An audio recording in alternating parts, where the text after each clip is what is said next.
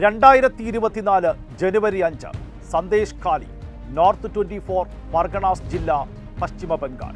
കോടിക്കണക്കിന് രൂപയുടെ റേഷൻ അഴിമതിയുമായി ബന്ധപ്പെട്ട് തൃണമൂൽ കോൺഗ്രസ് നേതാവ് ഷാജഹാൻ ഷെയ്ഖിന്റെ വസതിയിൽ റെയ്ഡിനെത്തിയ ED ഉദ്യോഗസ്ഥരെ ഷെയ്ഖിന്റെ അനുയായികൾ ആക്രമിച്ചു.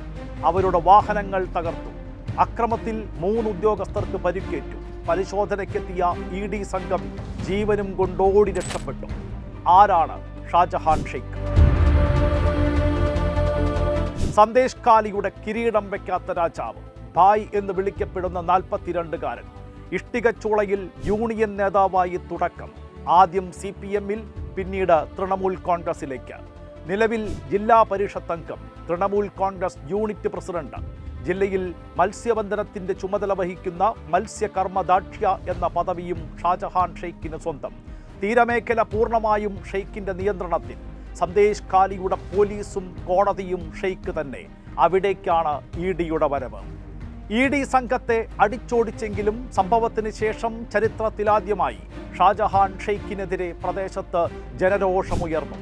കൊഞ്ച് കൃഷിക്കായി തങ്ങളുടെ ഭൂമി ബലമായി പിടിച്ചെടുക്കുകയും വർഷങ്ങളോളം തങ്ങളിൽ പലരെയും ലൈംഗിക പീഡനത്തിന് ഇരകളാക്കുകയും ചെയ്തുവെന്നാരോപിച്ച് സന്ദേശ് ഖാലിയിലെ സ്ത്രീകൾ ഷെയ്ഖിനെതിരെ അണിനിരന്നു.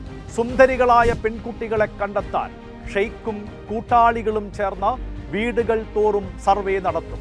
രാത്രിയിൽ അവരെ തൃണമൂൽ കോൺഗ്രസ് ഓഫീസുകളിൽ എത്തിച്ച് പുലരും വരെ പീഡിപ്പിക്കും. ഇതാണ് ആരോപണം.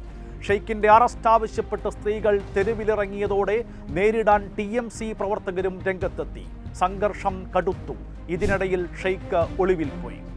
ഷെയ്ഖിനെയും കൂട്ടരെയും മമതാ ബാനർജി സർക്കാർ സംരക്ഷിക്കുകയാണെന്നാരോപിച്ച് BJPയും കോൺഗ്രസും CPM-ഉം രംഗത്തെത്തി. ഗവർണർ CV ആനന്ദബോസ് സന്ദേശ് ഖാലിയിലെത്തി സ്ത്രീകളുമായി സംസാരിച്ചു. ഞെട്ടിക്കുന്ന അനുഭവം, ഭയാനകം, സമൂഹത്തിനാകെ നാണക്കേട് എന്നായിരുന്നു ഗവർണറുടെ പ്രതികരണം. പോലീസ് റൗഡി സംഘങ്ങൾക്കൊപ്പം ചേർന്ന് പ്രവർത്തിക്കുകയാണെന്ന് CV ആനന്ദബോസ് കേന്ദ്ര ആഭ്യന്തര മന്ത്രാലയത്തിന് റിപ്പോർട്ട് നൽകി. സന്ദേശ് ഖാലിയിലെ സ്ത്രീകളെ കാണാനെത്തിയ കേന്ദ്രമന്ത്രി അന്നപൂർണ ദേവിയുടെ നേതൃത്വത്തിലുള്ള സംഘത്തെ പോലീസ് തടഞ്ഞു. MP-യും BJP ബംഗാൾ ഘടകം അധ്യക്ഷനുമായ സുകാന്ത മജുംദാറിനെ പോലീസ് മർദ്ദിച്ചെന്ന പരാതി BJP മമതാ സർക്കാരിനെതിരെ രാഷ്ട്രീയ ആയുധമാക്കി. സംഭവത്തിൽ ബംഗാൾ ചീഫ് സെക്രട്ടറിയോടും DGP-യോടും നേരിട്ട് ഹാജരായി വിശദീകരണം നൽകാൻ ആവശ്യപ്പെട്ട് ലോക്സഭാ പ്രിവിലേജ് കമ്മിറ്റി നോട്ടീസ് നൽകിയിരിക്കുകയാണ്.